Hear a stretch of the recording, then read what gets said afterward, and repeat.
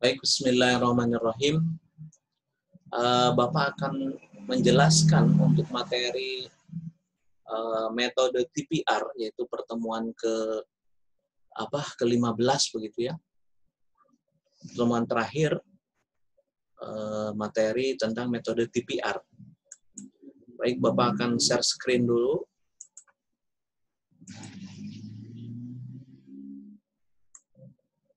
Ya, ini adalah makalah tentang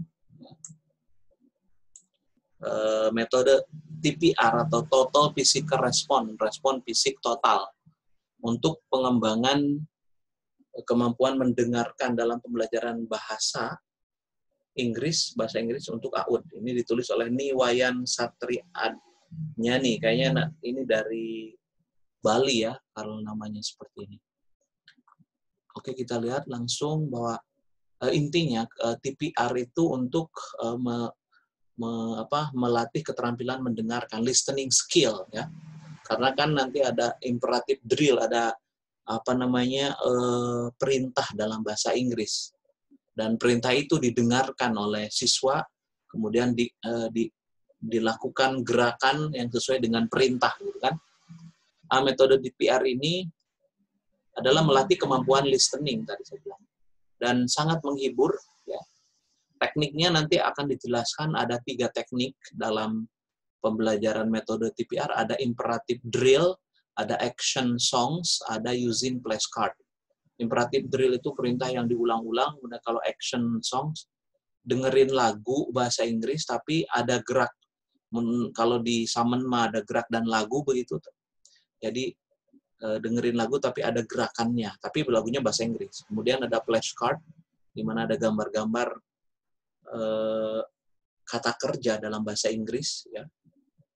Gitu. Kemudian nanti misalkan ada walk, berjalan, maka dilakukan gerakannya oleh siswa begitu. Oke, ini pendahuluan perkembangan anak. Tentang perkembangan anak ini, anak usia 4-5 tahun ya, itu berada dalam tahap praoperasional. Ini teorinya Piaget ya. Jadi 4-5 tahun praoperasional. Tahap praoperasional ini mulai mengembangkan kemampuan berbahasanya. Jadi sangat tepat sekali apabila anak diajarkan bahasa Inggris pada usia 4-5 tahun. Karena yaitu dalam pengembangan kemampuan bahasa. Ada 2 tahapan, yaitu peran bahasa pertama dan peran bahasa kedua. Jadi pada tahap ini 1-3 mungkin bahasa pertama atau bahasa ibu karena langsung dari orang tuanya. Kemudian yang tahapan kedua adalah bahasa kedua atau bahasa asing. Bisa bahasa Indonesia atau bahasa Inggris begitu. Bahasa Inggris ya. Ini penting, nanti kan komputer bahasa Inggris, internet bahasa Inggris, perbankan bahasa Inggris, medis bahasa Inggris, pariwisata, penerbangan, hiburan, dan radio, itu semuanya bahasa Inggris. Kemudian anak dapat memahami sesuatu melalui tangan, mata, dan telinga, dan kegiatan fisik. Kalau yang praoperasional itu. Maka kemudian sangat cocok ini untuk diajarkan kepada anak yang umurnya 4-5 tahun. Baik, ini tentang metode Total Physical Response. Kita buka lagi. Menurut Piaget, anak pada usia 2-7 tahun itu sedang dalam tahap praoperasional. Tahap praoperasional itu adalah tahap di mana anak itu sudah mulai mengenal bahasa. Di samping bahasa ibu juga bahasa kedua atau bahasa yang kedua ya. Kemudian praoperasional stage ini ada 2 tahap, ada prakonseptual 2-4 tahun, ada tahap intuitif ya. 4-7 tahun ya. Kalau tahap prakonseptual itu senangnya belajar dengan menggunakan bahasa, gambar, permainan gitu. Kalau intuitif bisa pengalaman sendiri, misalkan pengalaman tentang pengalaman. Baik, kita lanjut. Periode sensitif juga disebut sebagai periode sensitif. Nah, kalau sensitif itu maka sangat mudah apabila dimasukkan materi-materi tentang bahasa. Dan keberhasilan proses pembelajaran bahasa Inggris ini tergantung pada 3 hal, kata penulis ini ya. Guru yang berkualitas, sumber dan fasilitas pembelajaran yang memadai, kurikulum yang baik, sederhana, dan menarik.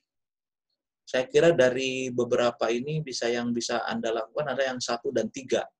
Sumber dan fasilitas itu tergantung kebijakan sekolah masing-masing gitu ya. Kalau guru yang berkualitas kan Anda harus meningkatkan kemampuan sebagai guru bahasa Inggris. Oke, kita lanjut. Storytelling. Ya banyak metode dibilangnya kan. Ada storytelling, kemarin sudah kita cerita tentang. Ada role play, bermain peran. Misalkan ada anak sebagai penjual, sebagai pembeli, ada anak sebagai polisi, sebagai penjahat. Itu namanya role play. Bisa juga diterapkan dalam pembelajaran anak usia dini. Art and crafts, seni dan kerajinan tangan yang pakai gunting itu ya. Games, permainan, show and tell, menunjukkan kemudian menjelaskan. Music and movement, nah ini juga music and movement ini salah satu TPR juga ya. Dimana termasuk dalamnya singing, chant and rhymes, nyanyian pendek dan sajak, ini belum kalau anak usia dini. Baik, kita lanjut. Nah, music, nyanyian, and movement tadi, gerak dan lagu ya kalau di summon itu. Ini bisa masuk dalam TPR juga, tapi syaratnya lagunya harus bahasa Inggris.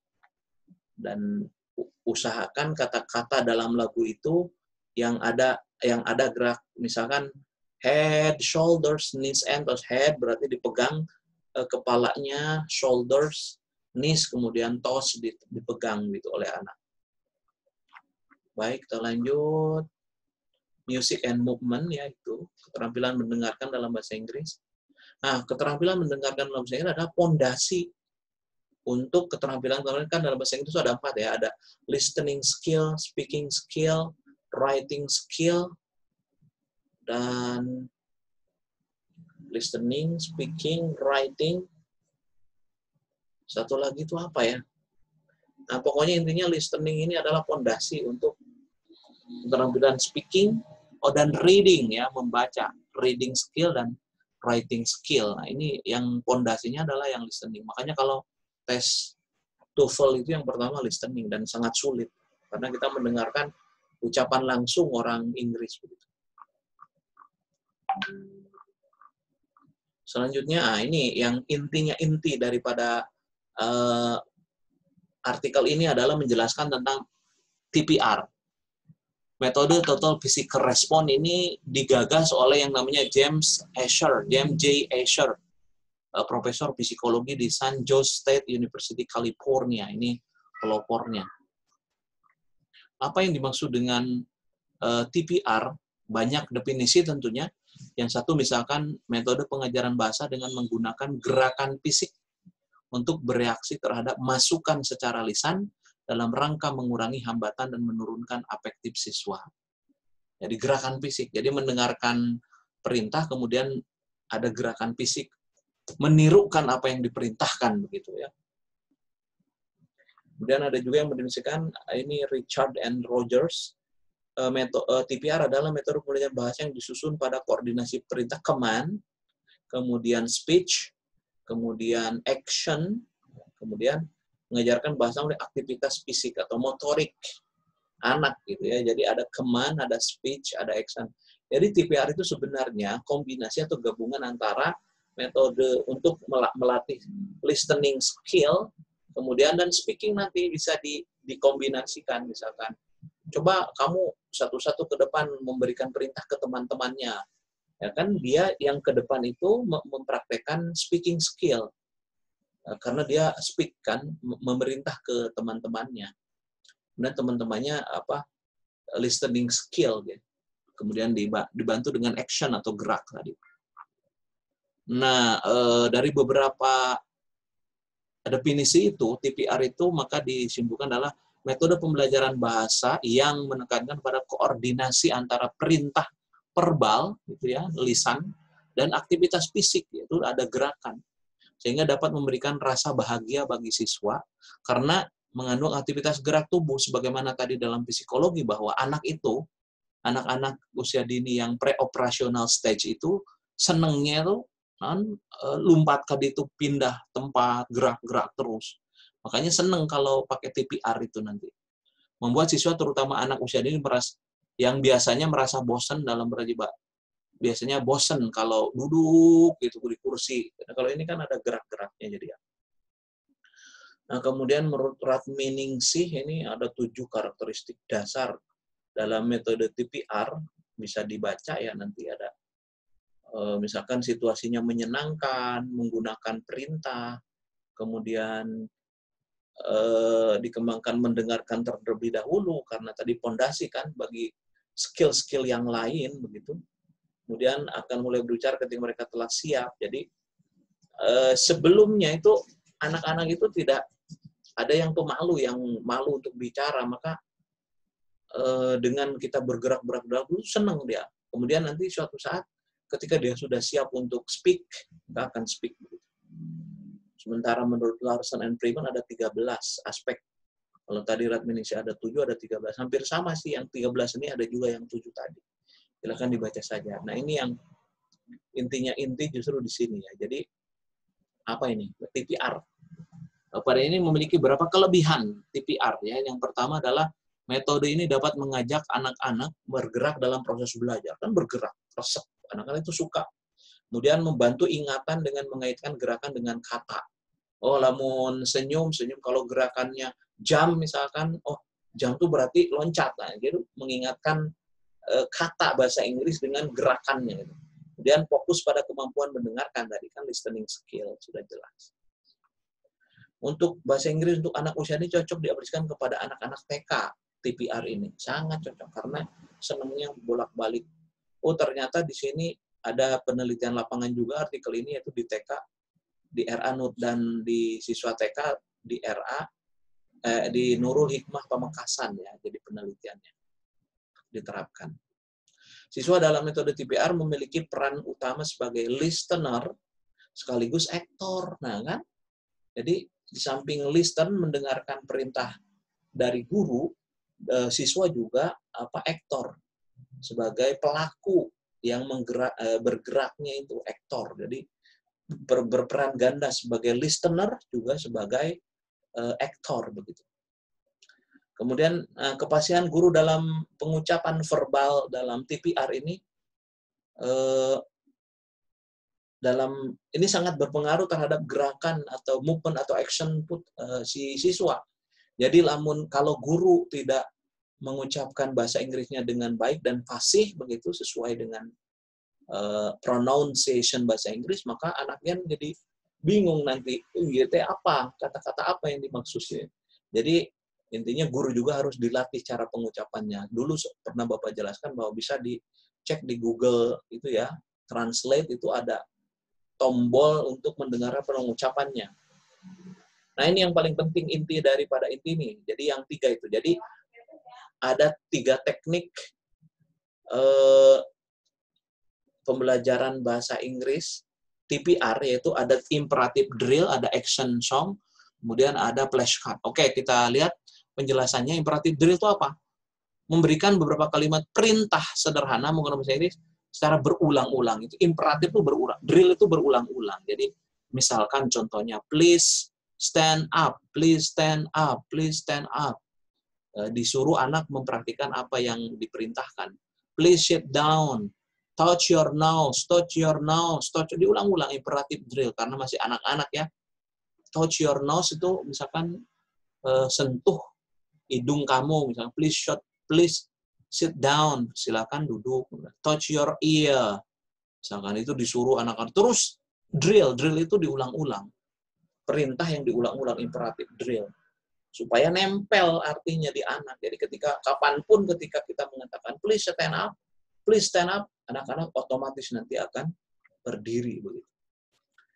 Nah, itu ya. Kemudian yang kedua, action song. Seperti apa action song? Teknik TPR ini ya. Kegiatan mendengarkan lagu sambil memperagakannya.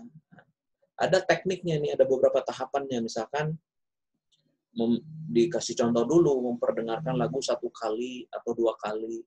dengerin, kemudian setelah itu guru memberikan contoh gerakannya, tapi isi lirik lagunya harus sesuai dengan gerakan. Misalkan nih, lagunya ini tadi, head, shoulders, knees and toes, knees and toes.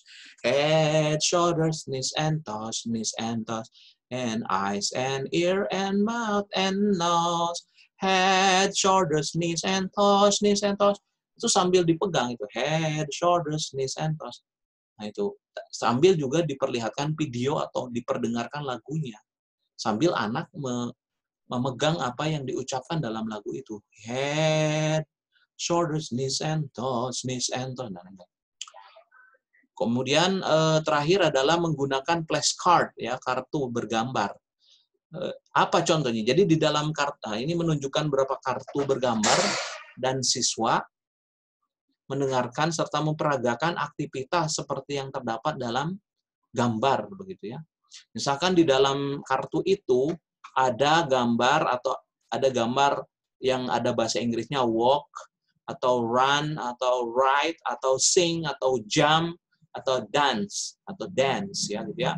Maka ketika kita berikan flashcard itu ke anak, misalkan dia dapat kartu run, maka si anak harus memperagakan sedang berlari. Kemudian apabila kita kasihkan flashcard yang tulisannya write, maka si anak harus memperagakan seolah-olah sedang menulis. Sing bernyanyi, jump itu lompat, dance itu joget gitu ya, menari. Mendengarkan kata yang diucapkan oleh guru sambil memperlihatkan kartu kan, kemudian mengartikan arti kata. Kalau kata-katanya belum paham itu dijelaskan oleh guru. Kemudian menyebutkan kembali kata-kata yang terdapat dalam kartu dan siswa memperagakannya. Dan guru mempercepat pengucapan kata-kata tersebut untuk mengetes konsentrasi. Nanti kalau sudah bagus pemahaman siswa bisa diucapkan secara cepat untuk mengetes konsentrasi. Oke, terakhir penutup ini, jadi kesimpulannya adalah metode TPR sangat cocok dengan karakter anak karena mereka suka bergerak, berpindah tempat, dan merasa cepat bosan jika hanya duduk di atas kursi. Yang kedua, TPR ini melatih kemampuan mendengar, listening, karena metode ini sangat menghibur dalam mengikuti proses pembelajaran di kelas. Gitu kan. Nah, tekniknya ini saya kira nanti ada juga soal di UAS ya, yang ditanyakan teknik yang bisa dilakukan dalam metode TPR itu ada 3, imperative drill, ada action song, dan using flashcard. Imperative drill adalah perintah dalam bahasa Inggris yang terus diulang-ulang ke anak. Kemudian kalau action song mendengarkan lagu, kemudian anak-anak dan guru memperagakan apa isi lagu itu, dan yang terakhir using flashcard itu pakai flashcard yang ada tulisan walk, run, write, sing, dance, dan lain-lain. Kemudian yang dapat kartu itu anak mempraktekannya. Demikian, terima kasih untuk materi pembelajaran basic untuk anak usia dini pertemuan ke-15 atau terakhir. Mudah-mudahan ada manfaatnya. Assalamualaikum warahmatullahi wabarakatuh.